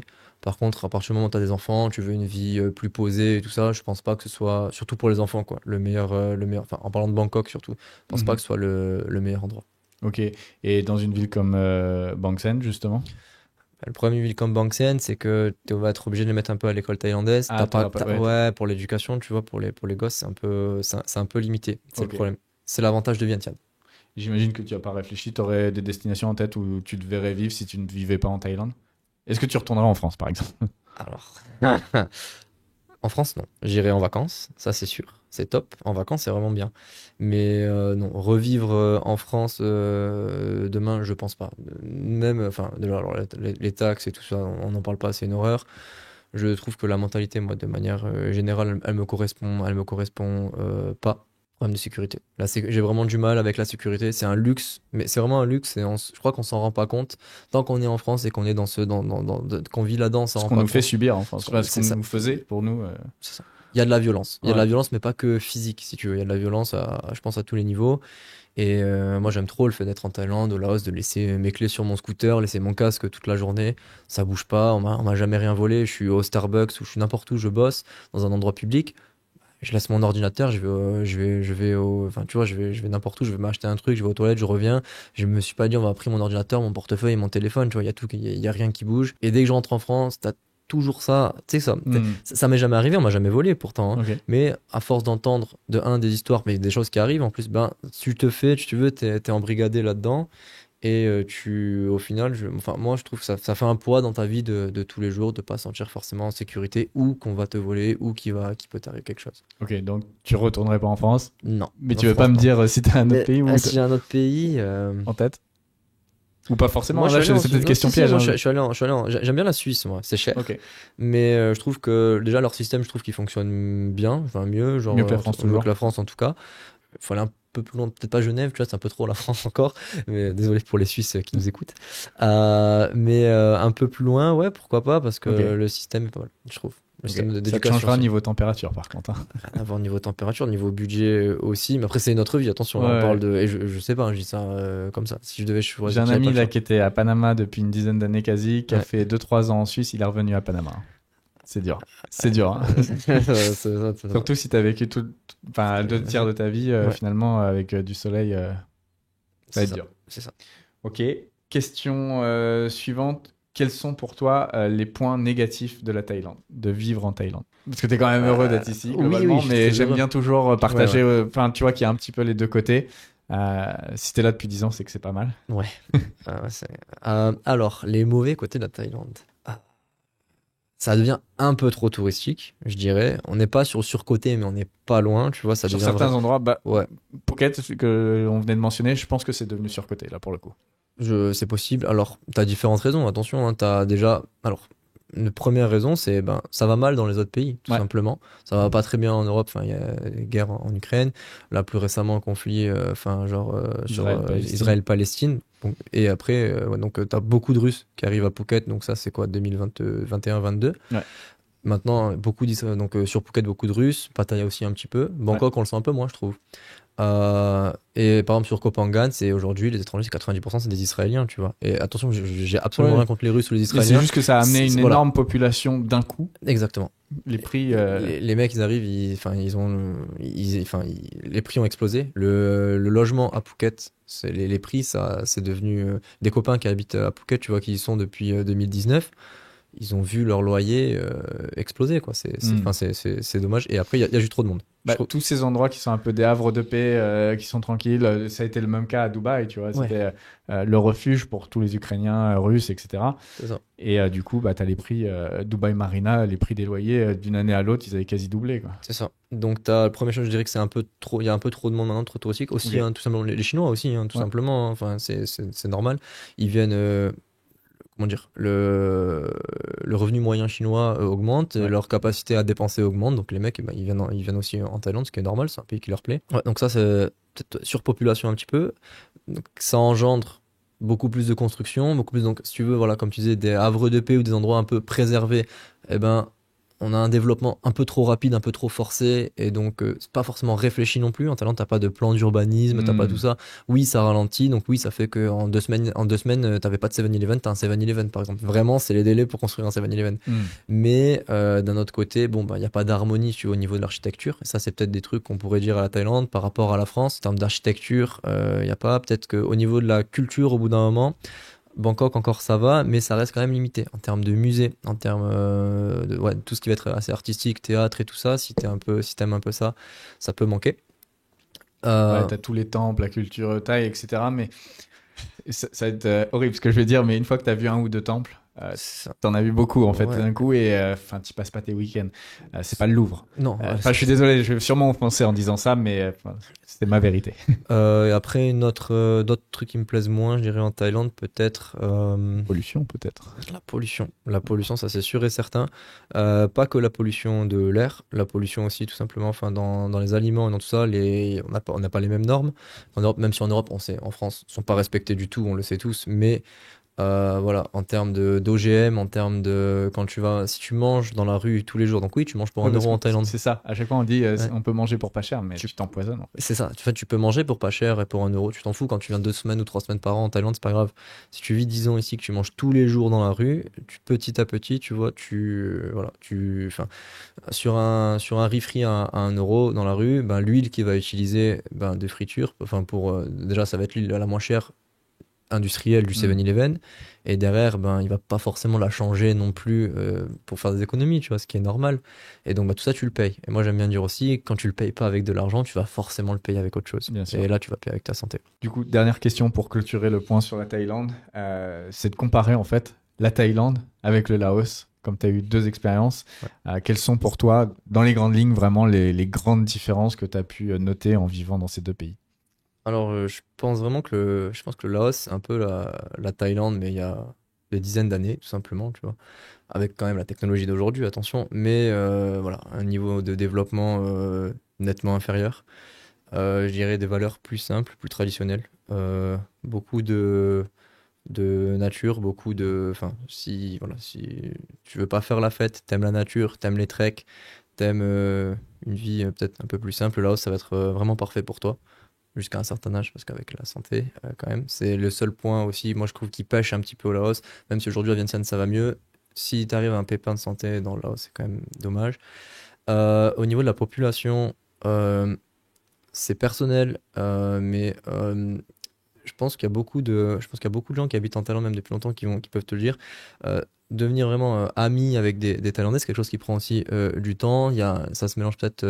On est différents sur pas mal de points. Et peut-être les Laotiens, il y a un peu plus d'ouverture avec eux, j'ai l'impression, et qu'il y a un peu une mini proximité en plus. Je dirais que c'est même si le Laos est communiste, au final, il y a plus de roi depuis très longtemps. Il n'y a pas ce système. Il y a un peu de dans le système éducatif thaïlandais. Il y a un peu tout ce côté, tu sais, l'hymne national tous les matins pour les enfants et tous les soirs. Il y a un tout petit peu de bourrage de crâne encore par rapport à ça, et tu peux le ressentir très légèrement. Au Laos, je dirais qu'il y a un peu, les Laotiens ont plutôt un complexe un peu d'infériorité et sont peut-être plus ouverts que les Thaïlandais parfois, où c'est même dans le travail, tu vois. C'est peut-être plus compliqué des fois de bosser avec des Thaïs qu'avec des Laotiens, enfin de mon expérience et de d'autres personnes qui ont fait les deux. Mais à habiter, il y a aucun débat. La Thaïlande, enfin Laos c'est mon pays de cœur, mais la Thaïlande ça reste mon pays de choix. Et donc, c'est bien dit. Voilà, je pense que ce serait ça. Ok. On passe à la dernière partie. Qu'est-ce que c'est que ça? Qu'est-ce que c'est que ça? Explique-nous. C'est un canon à champagne. Alors, qu'est-ce que c'est? On remplit la cuve ici avec du champagne ou tout autre liquide, mais du champagne c'est toujours mieux. On retire cette jolie goupille de sécurité, on appuie là, ça met l'intérieur du réservoir sous pression, et on appuie sur la gâchette qui est vers toi, et on va pouvoir projeter 6 litres de champagne à 10 mètres. Et ça, il y a des gens qui payent cher pour faire ça. Il y a des gens qui payent cher pour faire ça. Il y a des gens qui payent cher en France pour faire ça, notamment la Folie Douce, pour ceux qui connaissent. On est à... Ça se trouve où? La Folie Douce, c'est dans les Alpes. T'en as plusieurs, t'as Courchevel, Méribel, t'as Alpe d'Huez, et t'en as d'autres. Donc on leur a fait, on fait des modèles donc B2B, enfin pour les business à la base qu'on a lancé ça. On fait peinture custom et impression logo. Eux, ils mettent ça sur leur table VIP où ils font du show avec. Et donc, ils peuvent notamment le louer donc à leurs clients en le remplissant de champagne ou de tout autre liquide. En France, on est sur... ça dépend des endroits, mais on va être à 400 € l'utilisation. Et à Miami, sur certaines pool parties, on a $4 000 à l'utilisation. Tu rigoles. Non, je te jure, avec 6 litres de Dom Pérignon dedans. Et donc les mecs, ils flashent en l'air 6 litres de Dom Pérignon. C'est que la société va mal. Je suis désolé, hein. Non, c'est mais faut vraiment rien avoir à foutre pour faire ça. Mais bon, c'est très bien si c'est un business pour toi et que tu gagnes de l'argent avec, c'est très très bien. C'est ça. Ça prouve bien, encore une fois, désolé de te couper, mais qu'on n'est pas obligé d'être absolument fanat ou aligné avec l'utilisation de son produit final. Ça m'est arrivé de vendre beaucoup de choses que j'utilise pas personnellement. Ouais, c'est très jouissif à utiliser par contre. C'est très fun. Hein. C'est vraiment très fun. Je paierai pas, tu vois. Je paierai pas pour l'utiliser. Par contre, l'utiliser, c'est vraiment marrant. C'est vraiment drôle. Je vous recommande tous. Du coup, une petite histoire par rapport à ça, par rapport à mon parcours un peu personnel. Donc, après mes études en Thaïlande et donc en France, je travaillais pour une boîte de sourcing très grossièrement. J'achetais des produits à des usines chinoises à $10, enfin $10 ou peu importe. Je mettais un coup de baguette magique dessus, un joli logo, une jolie couleur. Je faisais un joli interface utilisateur en français Amazon, magnifique, un peu ce qu'on fait sur Amazon. Sauf que je vendais ça, on prenait allez, 20 à 40 points. Derrière, on vendait ça à un distributeur qui reprenait 20 à 40 points, qui vendait ça à un retailer, la Fnac, Auchan, Boulanger, qui eux prenaient encore plusieurs points, même plus que tout le monde. Et ensuite, tu avais 20% de TVA. Donc, entre le $10, ou peu importe le prix, et le prix final client, on avait un multiplicateur qui était pas très sympa. Et donc, je voulais, trouver déjà un produit qui est pas fabriqué en Chine, ce qui est rare, tu vois, ce qui est assez aujourd'hui dans de nos jours compliqué. Ouais. Et aller sur du high ticket aussi, je trouvais ça changeait, c'était complètement le Tu le vends combien au club si on peut le partager ou pas ? Au club en B2B, donc peinture custom, le logo, on est à $1 470, $1 500 avant livraison, ça dépend où on livre après. Ok, bon après s'il le loue $4 000 s'il loue $4 000 d'utilisation, c'est très rentable. Dès la première, ils sont rentables dans le club à Miami. Surtout qu'on leur donne 15 cartouches de gaz, donc c'est un business en fait. Nous in fine, là on est en B2B. Et il nous coûte très cher à la fabrication parce qu'on les fait en France et on les fait sur demande si tu veux, sur commande, mais in fine nous on aimerait les donner, les distribuer gratuitement à tous les clubs, et après nous c'est les cartouches de gaz qui sont dedans pour chaque utilisation qu'on aimerait vendre. Et donc là plus récemment donc le business model des imprimantes finalement un business model d'imprimante, ça c'est la partie B2B, prendre de la visibilité aussi comme ça. Et aujourd'hui là plus récemment, donc fin 2024, on a levé de l'argent parce qu'on aimerait donc pouvoir financer une production plus importante. Donc on va en faire, on est quasiment sold out en plus, on va en faire 500 et ça va nous permettre de diviser, on est à plus de 1 000 € aujourd'hui les coûts de fabrication, et on aimerait réduire suffisamment nos coûts pour les vendre à $970. Et aujourd'hui avec 500 pièces, qu'on est quasiment sold out, on y est, donc c'est bon. Par contre ce sera une seule couleur, peut-être deux, mais voilà, donc on finance une campagne marketing aux États-Unis grâce à ça. Et là, vraiment en B2C, donc plutôt visé, on va target que ce soit un peu des associations étudiantes ou des étudiants dans des universités un peu, tu vois, haut de gamme aux États-Unis, pour le spring break, pour leur fête étudiante, ça va très bien. Peut-être un mec au Texas, tu vois, genre qui aime bien les armes, qui aimerait ça, tu vois, pour, je sais pas, pour rigoler. Voilà, pour son anniversaire. Ça va, voilà. T'as plein de cibles différentes aux États-Unis qui pourraient aller là-dessus. Enfin, au-dessous de $1 000, c'est quand même une barrière, et on voulait pas les dépasser, on trouvait ça important. Et donc voilà. Donc ça c'est la next step en fait. Ça c'est la next step, et on y est. Donc là en ce moment même, enfin je sais pas, genre si on peut peut-être en faire. On publiera la vidéo. Ouais. Peut-être dire que ce sera disponible sur notre site, donc excess.com. Allez-y et vous pourrez précommander ou commander carrément le gun. Voilà. Pour ceux qui veulent s'asperger de champagne. Exactement. Et ton marché principal, c'est où actuellement là ? Quels sont les pays qui consomment ce type de produit ? Là, on a France avec notamment Folie Douce. On a plusieurs Folies Douces. On a Espagne avec Ibiza, plusieurs endroits, des boat parties aussi, pas mal de bateaux. Sur les bateaux, c'est pas mal. Et on a les États-Unis. On a les États-Unis aussi, plusieurs endroits, que ce soit Miami, que ce soit Aspen. Ceux qui connaissent, c'est des stations de ski très très très haut de gamme. Aux États-Unis aussi. Tu m'as dit aussi les after parties. Ouais, les after parties aussi. Ouais, pardon, excuse-moi, j'oublie ça. Mais Amber Lounge, Monaco, Donc là, c'est plus outil promotionnel. Ils vont moins l'utiliser, mais c'est vraiment support promotionnel, leur logo C'est-à-dire dessus. qu'ils le laissent juste dans un coin pour la beauté de l'objet, en gros. Ils la laissent pour la beauté de l'objet, ou ils devraient le mettre sur la table et tout. Des fois, on fait un petit peu il y a un peu d'utilisation comme ça, mais c'est pas une utilisation festive. Là, si tu veux, c'est plus une utilisation, on va dire un peu plus raisonnable. Ils vont asperger au-dessus de l'eau, ils vont pas s'asperger entre eux avec le canon. Il n'y a pas ce côté un peu déjanté que tu peux avoir dans les endroits très très festifs. Comme à Ibiza, voilà, au Ushuaïa, c'est ça? Ouais, à Ushuaïa, ouais, pardon, et Ushuaïa aussi, Ibiza. Eux, pareil, c'est plus stratégie merchandising. Donc, ils ont un store officiel. On a fait un partenariat avec eux où il y a carrément Ushuaïa X et XS. Et donc, eux, ils revendent notre gun, brandé à leur image. Et après, ils font du show aussi avec. Donc, dans tous les C'est-à-dire que c'est endroits. pas les clients qui l'utilisent vraiment, c'est plutôt des performeurs. C'est des performeurs qui vont l'utiliser ou Ok. ils vont le laisser. Genre, t'es à Ushuaïa Ibiza, tu passes dans la boutique et tu vois ça. Tu dis, ah, trop bien, je le veux, brandé Ushuaïa parce que j'aime bien. Les gens, il y en a qui achètent les t-shirts. Mais il y a des gens qui veulent acheter peut-être des canons à champagne. Donc voilà, donc c'est un peu ça Ok. le business. Et du coup, je t'ai coupé un peu tout à l'heure. Ça t'es venu de tout ton passage justement en entreprise où tu étais dans une entreprise de sourcing et à un moment tu t'es dit je veux faire mon propre truc, ton propre business et puis avoir un patron, j'imagine, c'est ça? C'est ça, exactement. Ça fait très longtemps. Donc mon papa est entrepreneur et comme je disais un peu avant, digital nomade avant l'heure, tu vois. Et j'ai depuis toujours moi voulu. Je savais qu'un jour j'aurais une entreprise et que je me lancerais par moi-même. Et je commençais à stagner dans mon entreprise. Je montais plus en compétences. J'avais atteint un plafond. Tu vois, je pouvais plus monter dans l'entreprise. Au-dessus de moi, il y avait juste mon boss et le fondateur de la boîte. C'est une petite structure en plus. Mais par contre, tu avais appris des compétences. Franchement, ça marchait bien. On faisait 4 millions à 6 ou 5, tu vois. Donc c'est de chiffre, donc c'était beau, tu vois. Mais voilà, j'avais raté le coche. J'aurais dû négocier plus tôt, peut-être départ dans la boîte. J'avais raté, si tu veux, aussi un truc. Donc je me suis dit, enfin, pas raté, mais j'avais plus d'opportunités de croissance. Donc je me suis dit, allez, ils avaient un bon setup, boîte à Hong Kong, ils vendaient en Europe principalement. Moi, je me suis dit, bon, bah, ok, je vais monter soit une boîte à Hong Kong, soit aux États-Unis. Au final, j'ai fait ça aux États-Unis. Je me suis tâté, je me suis cherché un petit peu au début. Et après, ben, trop drôle, hein, c'est tout simplement un ami, un des 3 associés. Moi, je t'ai dit, j'ai rejoint un peu plus tard. Un des 3 associés fondateurs, ben, c'était un ami à moi, français, que j'ai rencontré en classe au Laos, quoi, qui était en classe. Donc, la belle histoire, tu vois, tout se regroupe. Et il m'a parlé de ce business. Donc, à la base, moi, la première fois quand il t'en parle, t'es un fêtard, toi, ou pas, à la base? Moi, j'aime bien faire la fête et tout. Okay. Mais au début, je comprends pas. Je lui dis, mais mec, mais de quoi tu me parles? Je lui dis, mais de quoi tu parles, tu vois? Il m'explique un peu son truc et tout. Je dis, bon, ok. Et à la base, donc moi, j'avais plein de compétences en sourcing, tu vois. Genre, je faisais des packaging à gogo, des manuels d'utilisation. J'avais plein de compétences. Et lui, eux, ils lançaient leurs trucs, si tu veux. Et au début, je les aidais gratuitement. Je leur ai fait les premiers emballages. Je leur ai fait plein de, que ce soit, tu sais, pour les normes sur des produits comme ça, c'est un peu compliqué. Donc, je faisais des recherches pour eux. Je les ai assistés sur plein de trucs.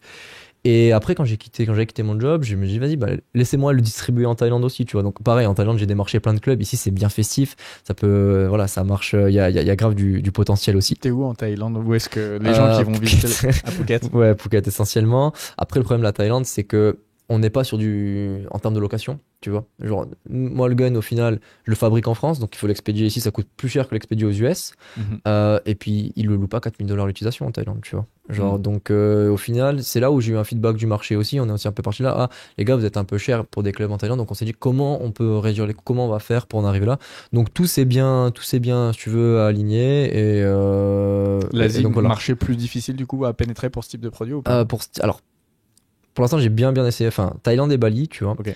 Et je me rends compte déjà de je les adore, mais ils sont, comment dire, tous les beach clubs et tout, même si ça reste cher, ils ont quand même une politique, tu vois, genre avec leurs fournisseurs, où ils font vachement gaffe sur les prix avec du cost control qui est quand même très agressif, je trouve.